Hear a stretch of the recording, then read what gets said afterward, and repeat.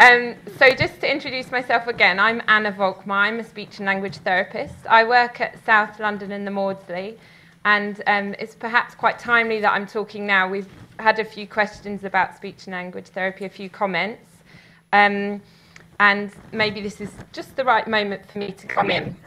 So I've been a speech and language therapist for 13 years, worked across the UK and Australia, and I first developed my interest in primary progressive aphasia when I was working in Australia, and I was working at a hospital called the Royal Melbourne Hospital, which is quite a central hospital, and we started getting referrals from rural speech therapists who were working out in the country who didn't know what to do with people with primary progressive aphasia.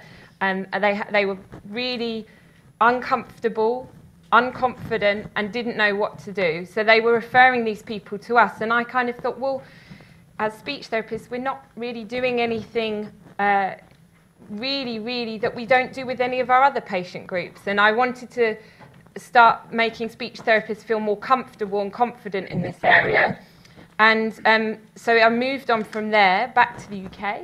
And I have started working at South London and the Maudsley, and I started working out how I could do that. So one of the things I've done is I've applied for some funding and managed to get some funding to do a research study, because we didn't have any speech therapy in our memory disorders clinic, and it was very frustrating, just as the other speech and language therapists mentioned.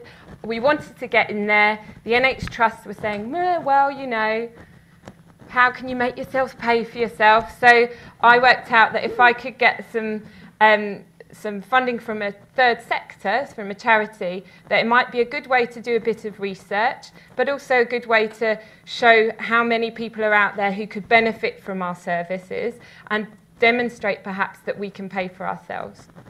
So I'm going to talk about that study. I'm really going to talk about the research element of that study today. And that study is something I did also with, so Suzanne Beek is a speech and language therapist who works within University College London, and she supported me and supervised me throughout that project, and we're nearly at the end of that project, so I'm going to talk about that today. Before I do that, though, I'm going to give a bit of a summary of what literature there is in speech therapy. It's quite a young area for speech therapists, primary progressive aphasia is, so I'll summarise what there is, and then I'll spend the rest of I'll then actually talk about what speech therapists are doing in everyday practice, and then talk about the research or the very, very small study, and talk about the patients that I'll give you some examples with cases and what we're actually doing.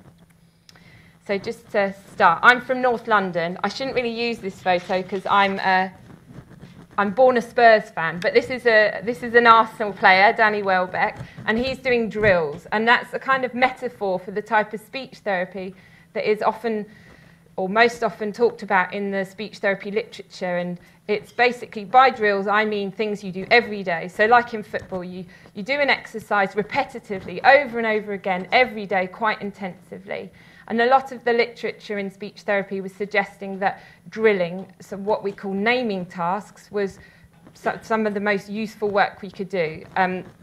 So right at the start of the speech therapy kind of getting into this area, we started actually looking at what we could do for people with dementia. And a lot of the research consequently didn't really say much, because all different people with different types of dementia were lumped in together. And if you lump lots of very different people in together, you don't really get any good outcomes. You can't say that anyone's making any particular improvement. More recently, there's been a bit more interest specifically in primary progressive aphasia, and there was a paper last year that kind of summarised a lot of the research in this area, and they divided the research for naming therapies into two areas. So they divided it into research for people with semantic variant, primary progressive aphasia, or semantic dementia, and they found that a lot of the research there is about exercises where we do things like what we call semantic tasks, so things like describing an object, practicing that over and over again. So you might get a list of 20, 30 words, and over again you set up an exercise where the person has to describe the object, where it lives, what it's used for, that kind of thing. And you set them up with that as a drill.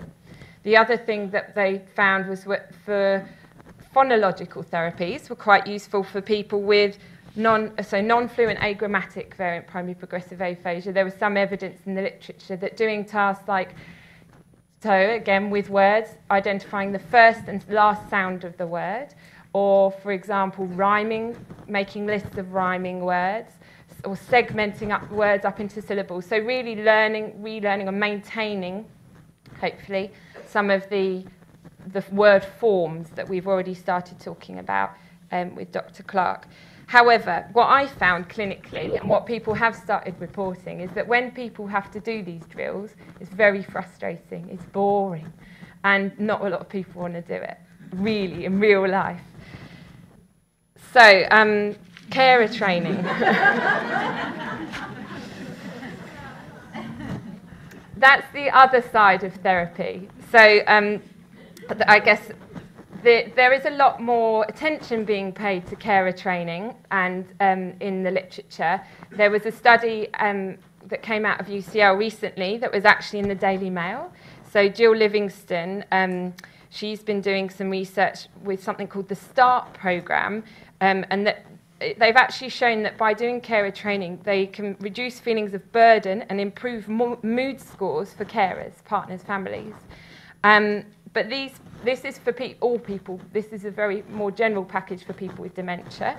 And this package tended to have a more psychosocial focus. There are some larger programs that focus more on communication training.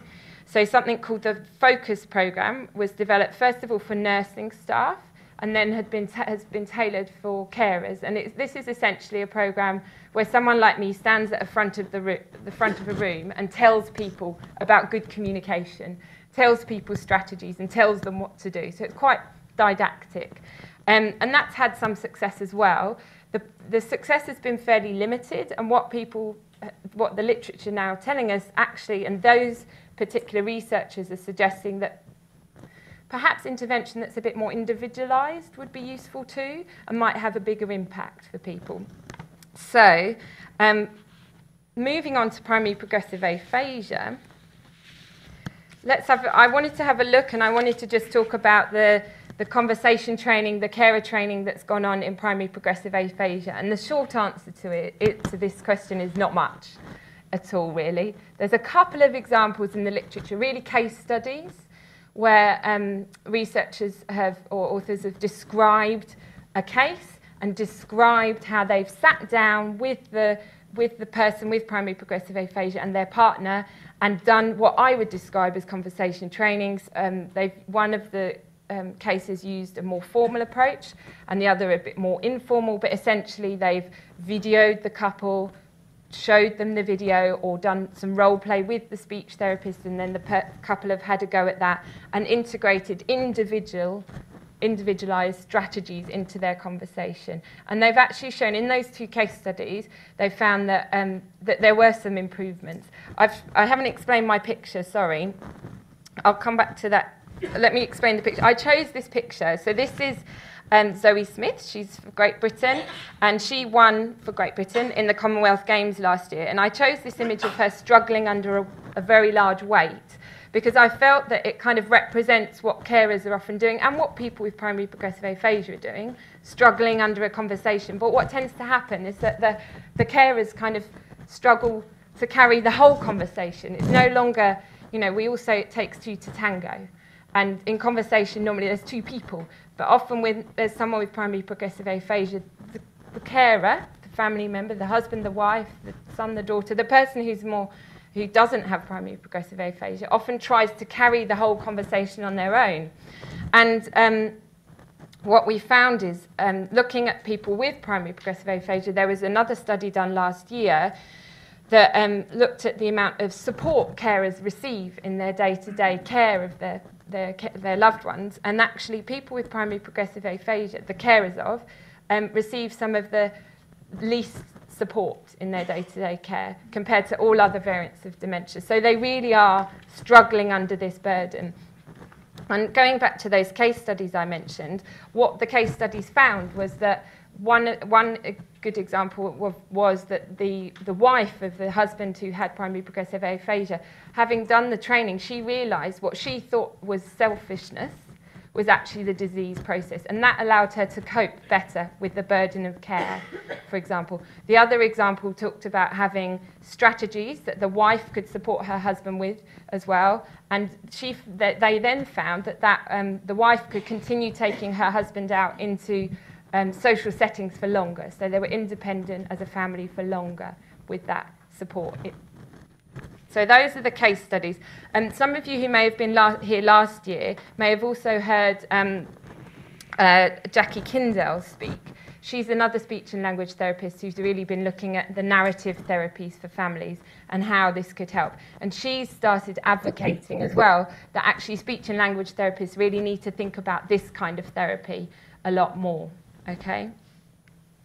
So, before I did embark on the study, I wanted to actually find out if what my thoughts, my experiences were reflected in other speech therapists' lives and practice.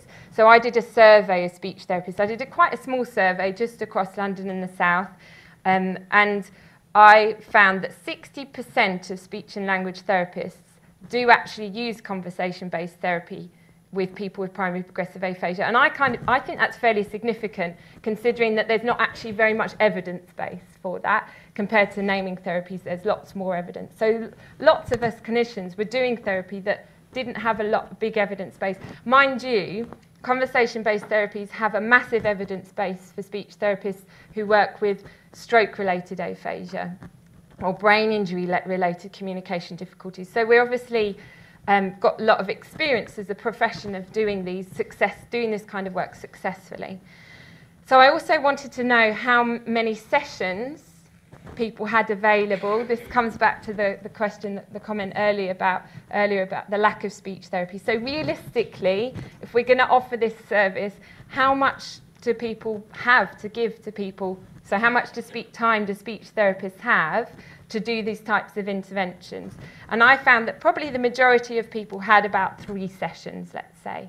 So I wanted to make sure that a package I was putting together that I wanted to look at would actually be something realistic that people could deliver. Often packages or research says you have to do at least 8 sessions, at least 10 sessions of speech therapy. But if we've only got 3 sessions, well, if I showed that a 10-session package worked, well, then no one could actually deliver it. We need to look at something that can be delivered in the time we have available. I also wanted to know what type of therapy people were doing. So there's a spelling error on this slide. I'm sorry about that.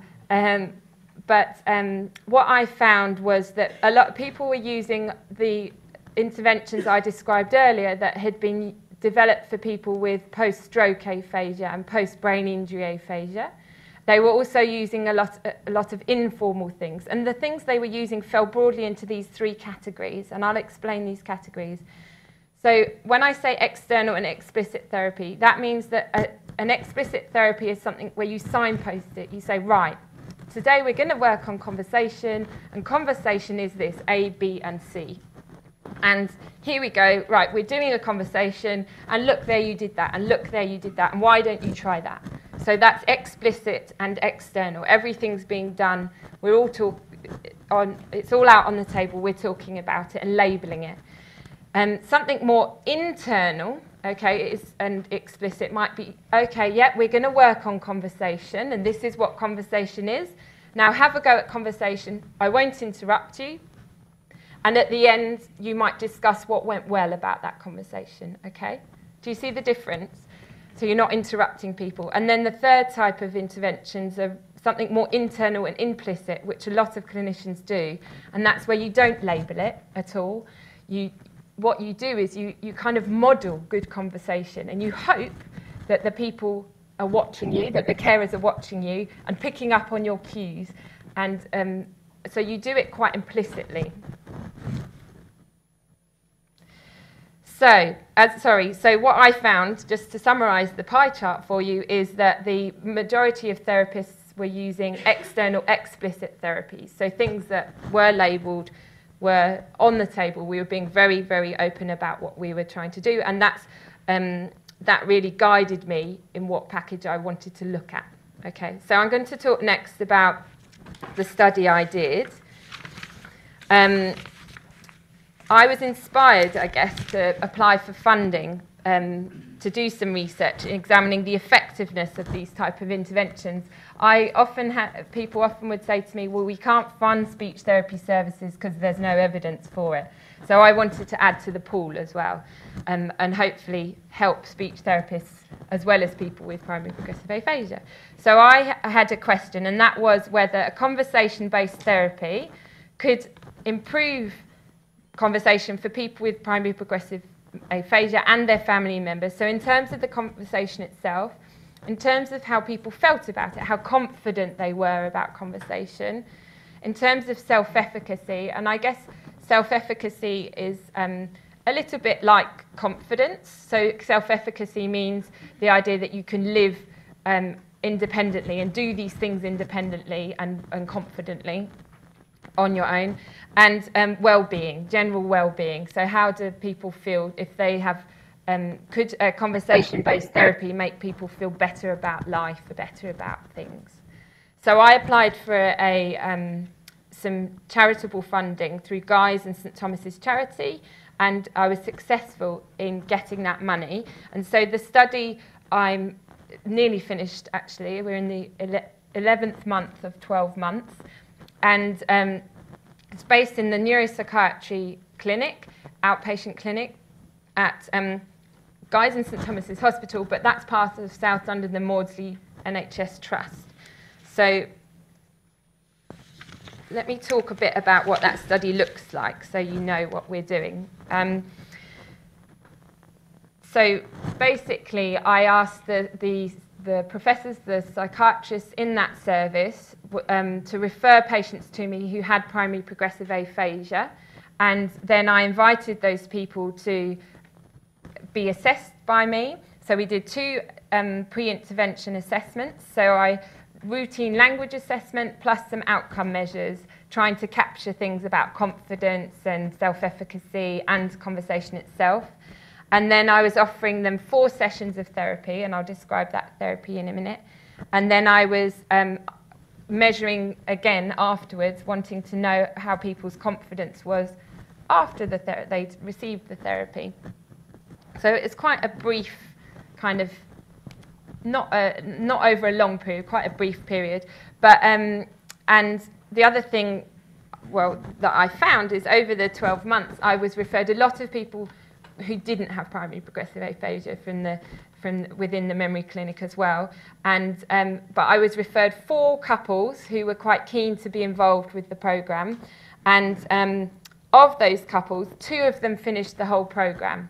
And one of them almost finished, and one of them didn't get very far at all. So really this is a case series, what we would call a case series. So I'm going to talk a bit about what I actually did with those people. So I did something called Better Conversation. I modified a program called Better Conversations with Aphasia. Better Conversations with Aphasia is something that was designed for people with post-stroke aphasia. Okay, it's a program that's based on the computer, on the internet. Anyone can access it. A lot of the therapists I surveyed were actually saying that they were already trying to use this program with people with primary progressive aphasia. And so I felt, well, actually, if people are already using it, then let's actually modify it, make it applicable, and show that it works. So this program is quite easily accessible. It's quite flexible. You can pick and choose what you want to use. And it's perfect because it targets both the person with primary progressive aphasia and their conversation partners. And it's really strategy focused. So it's not about developing some kind of new drilling program. It's about developing strategies that suit the couple themselves, right? And it's got evidence that it works for people with post-stroke aphasia. So this is what it looks like, a little bit of what it looks like. It's one of the slides from the actual package. It's quite visual. There's different modules on it. There's different images on it, and it's very friendly not just to people from the public, so family members, but also to people with communication difficulties. So this is a page that is maybe a bit more complex, but there are pages that are specifically designed for people with aphasia. So there's lots of images, so often very simply placed, not too much information on the page. And it goes through not just speaking and talking, but also what it means to live with communication difficulties.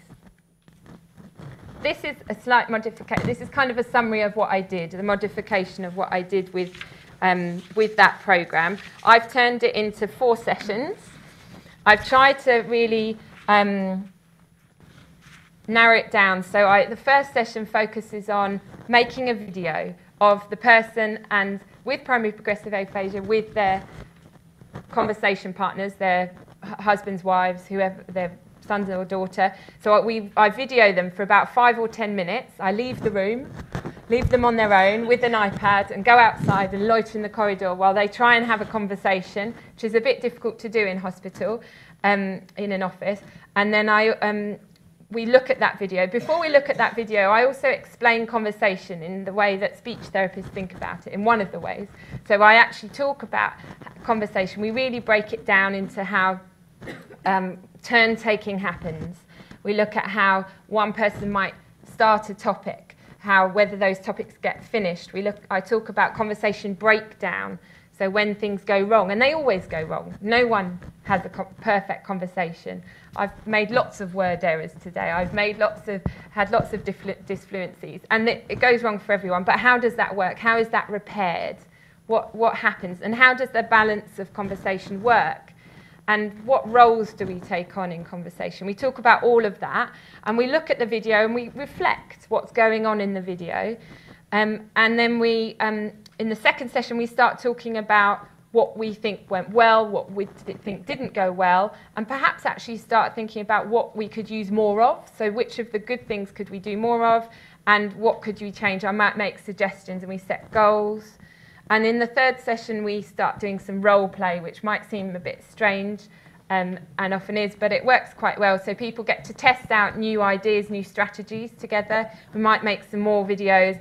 I set people kind of tasks to actually go away and practice in everyday life, the things I'm saying. Sometimes one of the biggest problems for speech therapists and therapists in general is often we might say lots of really good things in sessions, but actually applying things to real life is a lot more complicated, fraught with problems.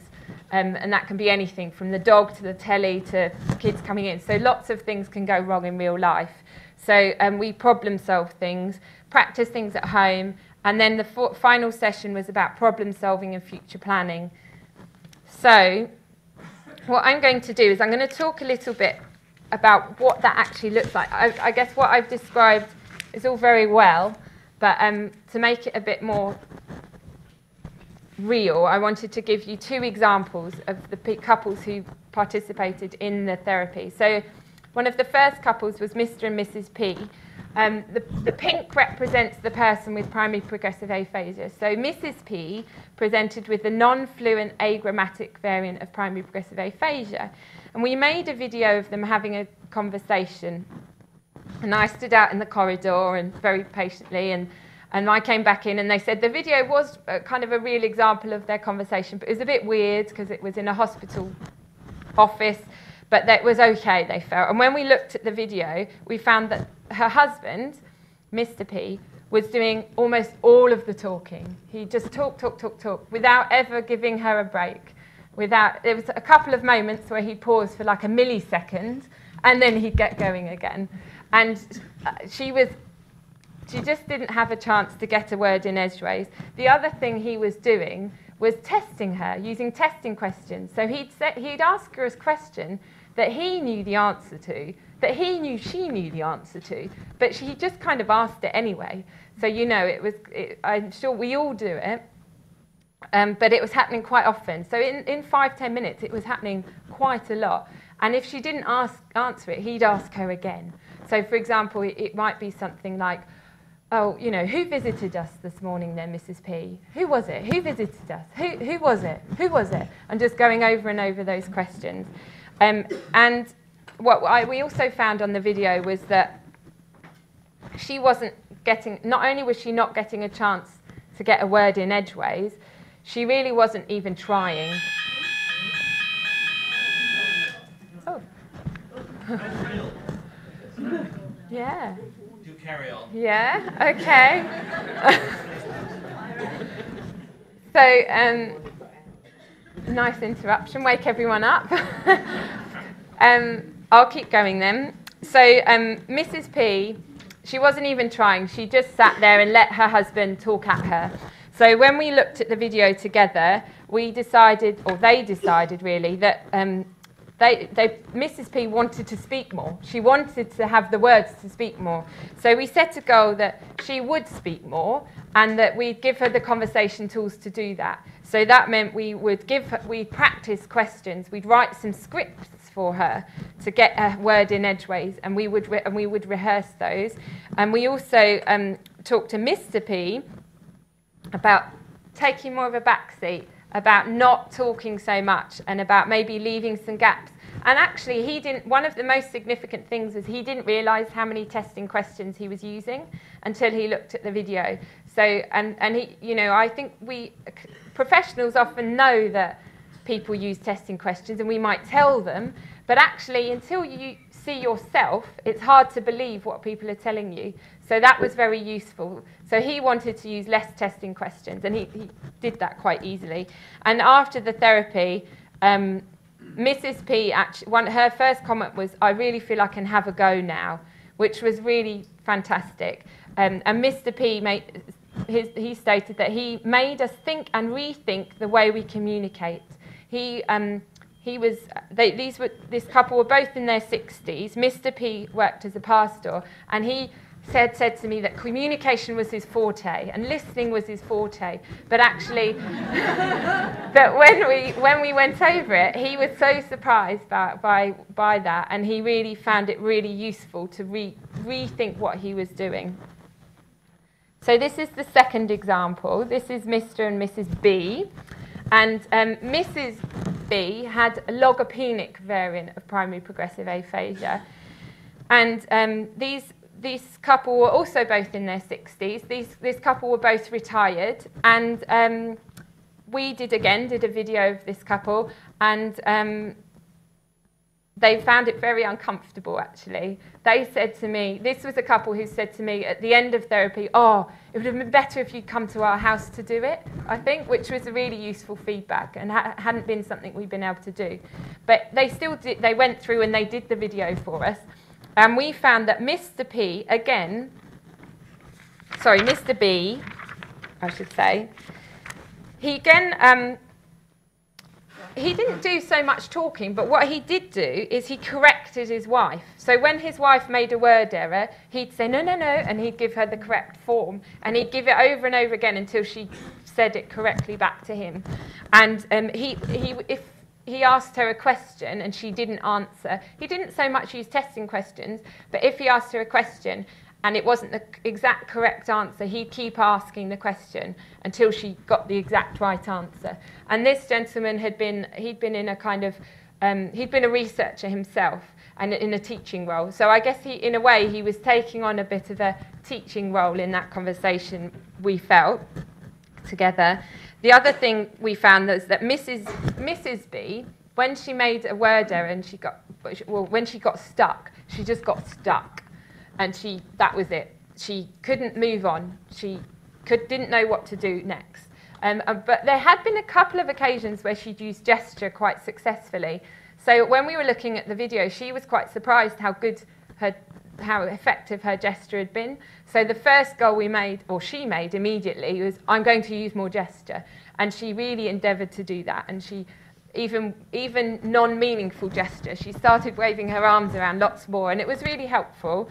And Mr. B, he found it really, really useful to reflect on his communication, actually. Probably, Mr. B was probably the person who found it most useful out of all the people in this study. And he really started thinking about his intonation and his non-verbal, his eye contact when he made comments. and the fact that he was quite condescending to her in the first place, and he didn't want to be condescending because they were in a partnership. And so he really wanted to make sure that he used what he felt and that was more appropriate communication style, and he wanted to not correct her as much.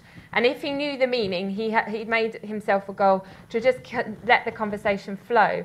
So conversational flow was his main goal. And they did achieve that. And again, Mrs. B said it made it easier to think about doing things. And Mr. B said, I really like this comment, is that I'm the one who does most of the talking, actually, and now I'm the one who has the strategies to help. And I think that was quite important to me, because speech therapists often, or in the NHS often, we see the person, the patient. They're our patient. Family, patient. So actually, the person around the patient, the person with primary aggressive aphasia, they're the one who actually live with that person, who speak to them, who have the conversations with them. And so I think that's the important thing. We were providing tools for that person as well. Notably, the two ladies who finished the programme were ladies. The two people who dropped out of the programme with primary progressive aphasia were men. I'm not sure that says anything in particular, but I found that quite interesting. So there we go. Now, what I have done with this programme now is after the programme finished, so with those 4 people, I wanted to know what people thought of it. So what did people with primary progressive aphasia and their carers actually think of what we'd done together? And one of the things I did was interview the couples. So I went to their homes this time. I managed to get a little bit of funding from the UCL Aphasia Research Group within the speech therapy department at UCL, and I was able to use that money to so one of the couples had come all the way from Broadstairs, so I could travel down to deepest, darkest Broadstairs to actually see them. The other thing I did, which many of you may know about because you're involved with, and I recognise quite a few faces, is that Jill kindly let me come to one of the PPA support group meetings, and I presented the programme to the people there, and then people split off into groups and they discussed the programme, and they talked about what they thought was useful or what I could maybe need to consider or what I could add to the programme, and that was incredibly helpful. And actually what people said at the PPA support group and what the couple said was very similar. And I've already said I've mentioned a couple of things. So for example, people said, well, we really would quite like you to come to our house. And that's true, that makes a lot of sense. It's often much more comfortable to talk about these things, to make a video, which is quite confronting, in your own home, and to actually have conversations in a real setting. There's evidence anyway in aphasia therapy that if you invite people to do, or try and ask people to do something that is as real as possible. So doing therapy in real life is more likely to translate into real life. So actually, if you're in someone's home, that's a good step. Another few things that people said was that making a video is quite nerve-wracking. So I think some people said, well, if we were shown a video of another couple first, that might help. And the other thing that people said some of the participants said that, well, maybe if you gave us a couple of topics to start with, because I wanted to get a fairly natural conversation sample, so I didn't really ask people to talk about anything specific, but perhaps having a bit of structure would be helpful. The other thing that people mentioned was actually after the programme. It's all well and good having a lovely programme, but what happens next? And so, and they would, a couple of the couples who were involved said they would have liked some advice on the naming therapies, or the carers and the partners said this, not the people with primary progressive aphasia. So the family members, the husband said, oh, we'd have loved to have known about those, a bit more about the naming therapies. And in the support, when I presented at the PPA support group, a few people said, oh, but even if you can't actually offer more therapy, it'd be really good to have a signpost in the last session. So where else can we go? And the other thing that people in the PPA support group mentioned was about disseminating the information. I think a few people mentioned they'd had experiences themselves of going to speech therapy and receiving advice that was quite inappropriate maybe, or not really what they needed at the time, but they felt they needed to be able to go and tell other speech therapists in their local areas, you know, about what is useful for primary progressive aphasia. So one of the reasons I'm presenting here is to kind of spread the word a bit more, but I think that's really useful to think about, is how do we actually spread the word to other speech therapists and people with PPA. So all in all, this is my second to last slide. All in all, I think it's been the program was a success, but I think we've got a little bit more blood, sweat and tears ahead of us, in that we haven't actually had a chance to analyse the data yet. So the goals have, all the patients really felt they'd achieved their goals, and looking at the videos clinically, it feels like we've made some progress, but actually looking at it in detail, so the conversation samples are going to be analysed by a student at UCL to actually see if there's any detailed gains made, and the rating measures, we're going to actually look at the patterns there. The other thing to say is that I'm currently applying for funding to develop this study more. So I'm applying for funding through the National Institute for Health Research to hopefully do a larger study of this type, so kind of the second stage for this program. And one of the wonderful things about the opportunity I had to present at the support group meeting was that in order to apply for funding, I need to, you know, I really value the feedback from people with primary progressive aphasia and their families, but I was really able to show that I consulted, and that's what funders want to know. They want to know that what we're putting together is what people want, and we need to show that in really concrete terms. So having done that session was really useful, and I made some wonderful connections and was able to disseminate through Jill, make contact with people who very kindly offered to potentially be part of a steering group, that if I did get the funding, I'd be able to get some continued advice from people to make sure what I was doing was what people needed. So there's my references. The other thing to say is I've published a book. Sorry, I hate doing this, but I've been forced to by my husband. So I published a book for speech therapists, because there's not much literature, and I guess this is trying to address that issue of like dissemination. There's not much, a lot of what is in the literature is in journals and articles and is research based, but isn't in real plain English for real speech therapists to use in everyday practice. So I put together a book that hopefully addresses some of these. And one person said to me at the support group that actually if they knew that there was a book they'd feel that they could kind of present a speech therapist with, go buy this book, which I thought was rather nice. And there's my contact email on there. I don't have any flyers, unfortunately, because they didn't arrive in time, but if anybody would like to buy the book, it's on you can Google it, and if you would like to contact me with any questions, I'm very happy for people to get in contact with me. That's it. Thank you very much.